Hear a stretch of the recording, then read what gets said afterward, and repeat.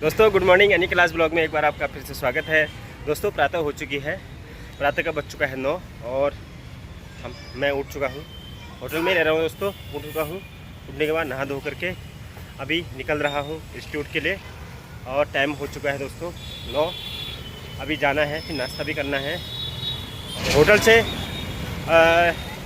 बीबी गिरी की जो डिस्टेंस है दोस्तों वो है करीब 3 से 4 साढ़े 3 किलोमीटर, 3.5 किलोमीटर के आसपास है। तो मैं यहाँ से ई रिक्शा से निकलता हूँ, थोड़ा सा पैदल, थोड़ा ई रिक्शा और थोड़ा पैदल घूमना भी जरूरी है क्योंकि यहाँ पर मॉर्निंग वॉक एक्सरसाइज कुछ नहीं हो पा रही है। बस दिन भर मार्केट में घूमना ही इतना हो जा रहा है कि शाम तक 10 किलोमीटर आराम से हो जा रहा है दोस्तों। यहाँ घूमने की कोई ज़रूरत है नहीं। ये देखिए सुबह सुबह का व्यस्ततम रूट नोएडा सेक्टर 24।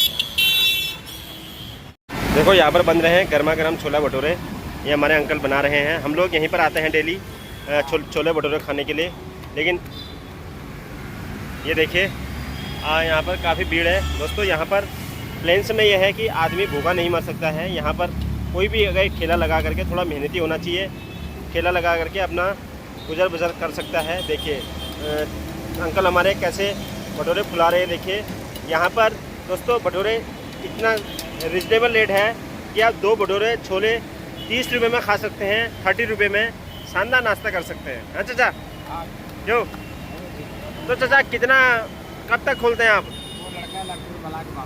तो पहुँच चुका हूँ इंस्टीट्यूट में नाश्ते के लिए। आज देखते हैं नाश्ते में क्या क्या बना है। ये देखिए पोहा बना है और ये है दलिया, ये है मठरी। अभी गरम गरम बना रखी है, बहुत गरम हो रही है। ये बिल्कुल करकरी बनी है और खाते हैं दलिया और पोहा, उसके बाद जाते हैं क्लास। मज़ा आ रहा है दोस्तों। इंस्टीट्यूट में कुछ भी हो, खाना बहुत बेहतरीन है और तीनों टाइम चिकन, पनीर, रोटी और स्वीट डिश में ये आपको मिलेगा साबूदाने की खीर या सेवई की खीर या चावल की खीर मिलेगी। बहुत टेस्टी है दोस्तों। बस कोर्स के लिए ज़रूर आना है, यहाँ आके मौजा ही मौजा है। दोस्तों दिन का 1 बज चुका है। हमारे क्लास से अभी हुआ है लंच में देखिए चिकन बना है, ये मिक्स वेज है और पनीर है और दाल। राइटर भी हैं, आर्टिकल्स भी लिखते हैं न्यूज़पेपर्स में और वेब में भी और मैगजीन्स में भी। Stress in you and work life balance, stress in students of India, creating leader in you, component of good team building, इनके बहुत अच्छे आर्टिकल्स हैं जिसमें पब्लिश कर चुके हैं। और ये विजिटिंग फैकल्टी है बहुत सारे गवर्नमेंट और ऑटोनॉमस ऑर्गेनाइजेशन के भी। निस्बर्ड है हमारा बीबीगी है, एनटीपीसी है, आपका दिल्ली गवर्नमेंट है, मिनिस्ट्री ऑफ आयुष है, गेल है, कुछ इंस्टीट्यूशन है जहाँ पर ये ट्रेनिंग भी देते हैं जाकर। और माइंडफुलनेस और हैप्पीनेस भी इनका फेवरेट सब्जेक्ट है जिसपे ट्रेनिंग देते हैं। और ये खुद कहते हैं कि अपनी इनर वॉइस को सुनना जरूरी है जब भी कोई डिसीजन लेते हैं। सबकी ओपिनियन जरूर लेना चाहिए, बट आपकी जो अंदर की आवाज़ कह रही है उसके अकॉर्डिंग आपको फाइनल डिसीजन लेना चाहिए। अभी ये कंसल्टेंट है, बगल में एक इंस्टीट्यूशन है central research institution Noida, ministry of Ayush के अंदर है। तो वहाँ पर ये फिजियोथेरेपिस्ट भी हैं, डॉक्टर भी हैं। हमारा पोस्चर कैसे होना चाहिए उस पर इनका एक्सपर्टाइज है। If you want to know कि हम अपने पोस्चर को कैसे करेक्ट कर सकते हैं, कहाँ गलती है, उस पर भी आपको ये टेक्निक्स बता सकते हैं कि कैसे इसको इम्प्रूव कर सकते हैं। मेडिएशन और आर्ट ऑफ डीलिंग का कोर्स भी उन्होंने करा हुआ है, इंडस्ट्रियल मैनेजमेंट का स्टडी करा था। और ये रेनियो सेक्टोरल थेरेपिस्ट भी हैं, हॉलिस्टिक अप्रोच फॉर ट्रीटमेंट के लिए, exploring new places, new friends, musical instruments, dance भी इनके कुछ तरीके हैं अपने स्ट्रेस को रिलीव करने के लिए। बिकॉज जो आपको स्ट्रेस की सेशन दे रहा है उसका भी स्ट्रेस लेवल कम होना चाहिए। एक बार हमने खुद देखा इनका भी स्ट्रेस लेवल काफ़ी होता है, बट स्ट्रेस के सेशन लेते लेते इनका भी स्ट्रेस धीरे धीरे कम हो जाता है। You will enjoy his session. Let us welcome Sachin ji on behalf of everyone at NLI and all the police officials who are there in this training course, and Dr. Arvind, hearty welcome. इसका आपके behaviour और performance पे positive effect हो रहा है तो उसको use stress बोलेंगे। जैसे कि एग्जाम का स्ट्रेस है, एग्जाम के स्ट्रेस की वजह से हम पढ़ रहे हैं तो अच्छा उसमें हमने अच्छा परफॉर्म कर दिया तो यूज स्ट्रेस हो गया। उसी से अगर हमारा परफॉर्मेंस गिर गई, मान लीजिए कि कोई टेस्ट है, एकदम से बता दे कोई टेस्ट है, स्ट्रेस हो गया, डर गए, पैनिक हो गए, परफॉर्मेंस नहीं दे पाए, वो डिस्ट्रेस हो जाएगा। एग्जैक्टली। सो इसका मतलब है कि स्ट्रेस हमारे लिए पॉजिटिव रहेगा, हमारे लिए अच्छा रहेगा या बुरा रहेगा, ये डिपेंड करता है कि हम उस सिचुएशन को किस नज़रिए से देखते हैं। अगर एक सिचुएशन को, चलिए इसको दूसरे तरीके से समझते हैं और थोड़ा प्रैक्टिकल करने की कोशिश करते हैं। आपके पास पेन और पेपर है, सबके पास में है, सबके पास में है, ठीक है। अभी निकाल लीजिए, जिनके बैग से निकाल लीजिए, ठीक है। इम्पोर्टेंसी मतलब नपुंसकता। नपुंसकता का मतलब आपकी जो सेक्सुअल एक्टिविटी है, अगर आप उसमें प्रॉपर पार्टिसिपेट नहीं कर रहे हो या एंजॉयमेंट नहीं कर रहे हो, दैट इज कॉल्ड इम्पोर्टेंस, ठीक है।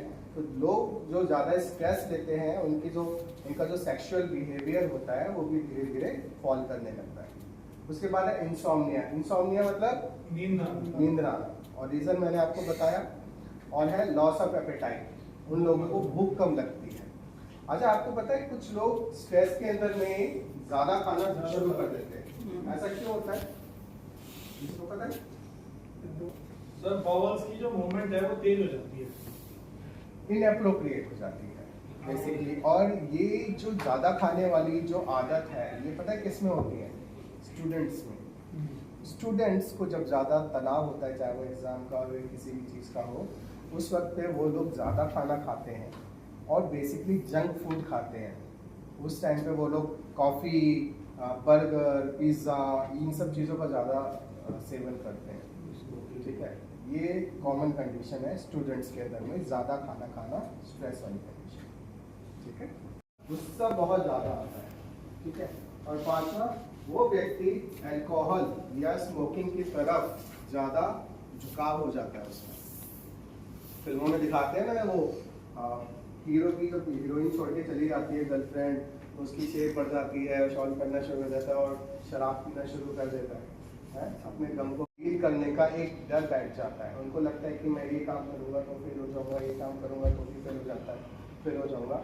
उनके अपने अंदर का जो आत्मविश्वास है, जो सेल्फ कॉन्फिडेंस है, वो धीरे धीरे गिरने लगता है। छोटी छोटी बात पे वो लोग परेशान रहेंगे, ठीक है। और मतलब काम उनका जो धीरे धीरे है वो ठप होना शुरू हो जाता है, काम में एंजॉयमेंट वो लोग नहीं करते। समझ में आया? आती है जिसके लिए वो तैयार नहीं है, तो उस व्यक्ति को होता है स्ट्रेस। जब ये स्ट्रेस बहुत लंबे टाइम तक चलता है तो वो किस में कन्वर्ट हो जाता है, किस में तब्दील हो जाता है?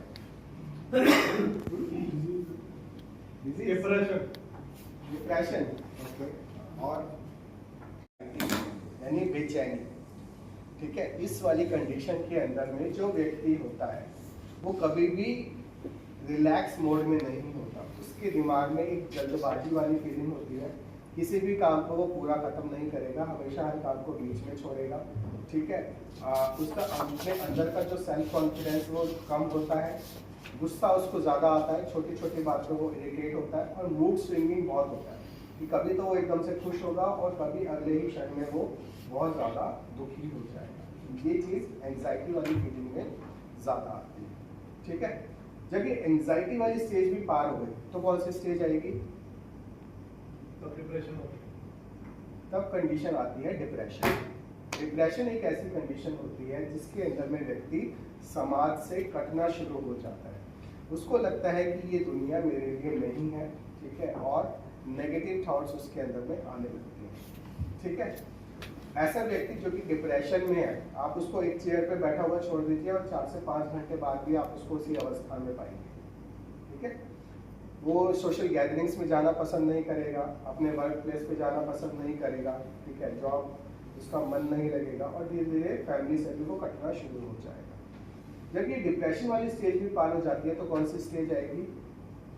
फिर सुसाइड हो जाएगी। सुसाइड लास्ट में ये तो ऐसे अनुभव शेयर कर रहे थे, अनकॉन्शियस हो जाएगा। उसके बाद आती है स्टेज सुसाइडल थॉट्स, जिसके बारे में व्यक्ति सोचना शुरू कर देता है कि अब मुझे सुसाइड कर लेनी चाहिए, ये दुनिया मेरे लिए नहीं है, मुझे अब जीने का कोई फायदा नहीं है, ठीक है। इस तरीके के ख्याल उसके दिमाग में आने लगते हैं। बहुत साल, आप लोगों को तो पता ही होगा, बहुत साल पहले एक गेम आई थी ब्लू वेल गेम। आप लोग एक्सपीरियंस शेयर करना चाहेंगे उसके बारे में? कौन सी सर?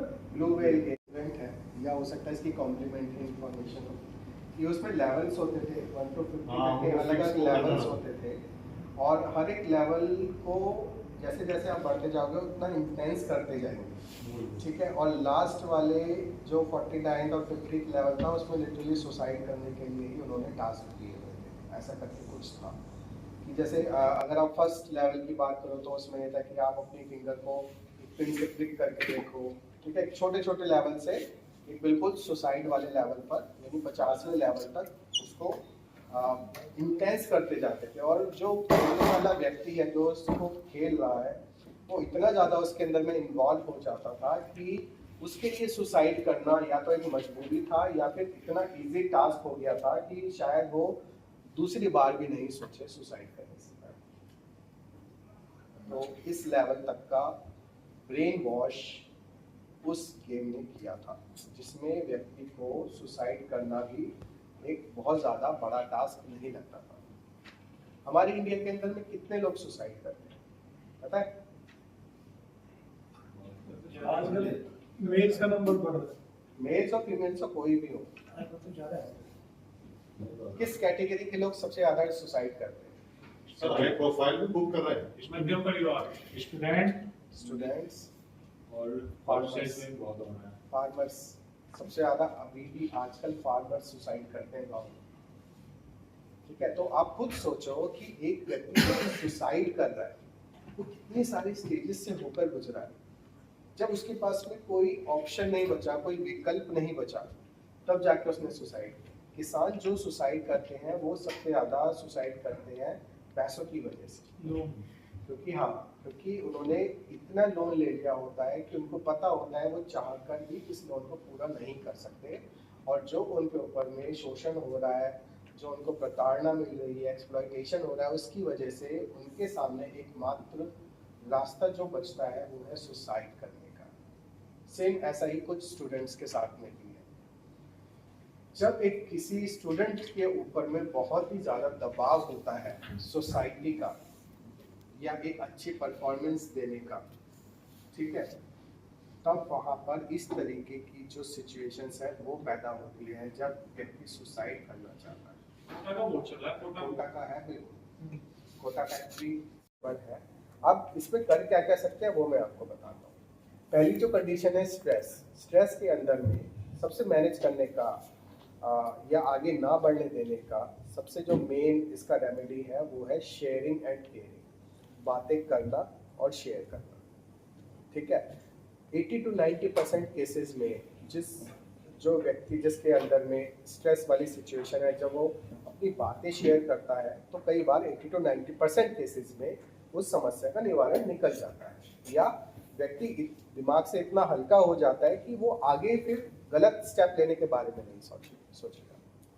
जो दूसरी कंडीशन है एंजाइटी वाली, बेचैनी वाली, उस कंडीशन के अंदर में कई बार शेयरिंग एंड केयरिंग से काम चल जाता है, लेकिन कई बार आपको साइकोलॉजिस्ट की मदद लेनी पड़ती है, ठीक है, साइकोलॉजिस्ट की। अब इसके अंदर में कई बार एंटी एंजाइटी ड्रग्स यानी कि दवाइयाँ भी ऐसी हैं जो कि बेचैनी को कम करती हैं, उनको यूफोरेटिक ड्रग्स बोलते हैं, दवाइयाँ बोलते हैं, वो दवाइयाँ आपको दी जाती हैं तो उससे आपकी बेचैनी खत्म हो जाती है। तीसरी कंडीशन जो है डिप्रेशन, इसके अंदर में आपको साइकियाट्रिस्ट से मदद लेनी पड़ती है, मनोचिकित्सक से, ठीक है। और ये मनोचिकित्सक जो है ये साथ में दवाइयाँ भी देता है, और इसमें जल्दी दवाइयों का 2 से 3 दवाइयों का एक कॉम्बिनेशन होता है, जिसमें नींद आने की दवाइयाँ भी होती हैं, यूफोरिया ड्रग्स भी होती है, 2 से 3 दवाइयों का एक कॉम्बिनेशन दिया जाता है, और साथ साथ में काउंसलिंग की जाती है साइकियाट्रिस्ट के, जिससे वो बंदा सुसाइडल थॉट्स वाली स्टेज पे ना पहुँचे। अगर किसी भी तरीके से व्यक्ति सुसाइडल थॉट्स वाली स्टेज पे पहुंच भी गया है तो उसको साइकियाट्रिस्ट से इंटेंस काउंसलिंग कराई जाती है, लंबे टाइम तक उसकी दवाइयाँ कराई जाती है और उसको ऑब्जर्वेशन में रखा जाता है। सुसाइड वाली स्टेज पे पहुंच गया तो फिर हम कुछ कर ही नहीं सकते। तो पहली चीज है इसके अंदर ईगो। ईगो का क्या मतलब है? What is ego? अहंकार, अहंकार और म्यूचुअल की लड़ाई है वो ईगो होता है। आप कहते हैं अच्छा, ये तो पहली बार सुना मैंने। और कोई होता मुझे सबका यही मानना है? हाँ, समय के हिसाब से, सिचुएशन के हिसाब से। जैसे एग्जांपल दो। नहीं, एक होता है ईगो मतलब अहंकार, और एक आपके रेफरेंस में वो ये है कि जब हम अपनी अहमियत को इतना ज़्यादा ऊपर रखने लगे कि चाहे उसमें हमारा नुकसान हो या बराबर वाले का या सामने वाले का, उसको सोचे बिना, that is ego, that is problem. लेकिन ईगो एक लोअर लिमिट तक, जहाँ तक वो हमारा आत्मविश्वास है, जहाँ तक हमारी वो सेल्फ रिस्पेक्ट है, वहाँ तक होना ज़रूरी है। हमारे लिए हमारी अपनी इज्जत होना, रिस्पेक्ट होना ज़रूरी है, लेकिन वो ईगो में ना कन्वर्ट हो जाए। ईगो में कब कन्वर्ट होगी कि मुझे तो सामने वाले का ये करना ही करना है, चाहे उसमें मेरा नुकसान हो या सामने वाले का नुकसान हो। That is incorrect. समझे आप? ये डिफरेंस है।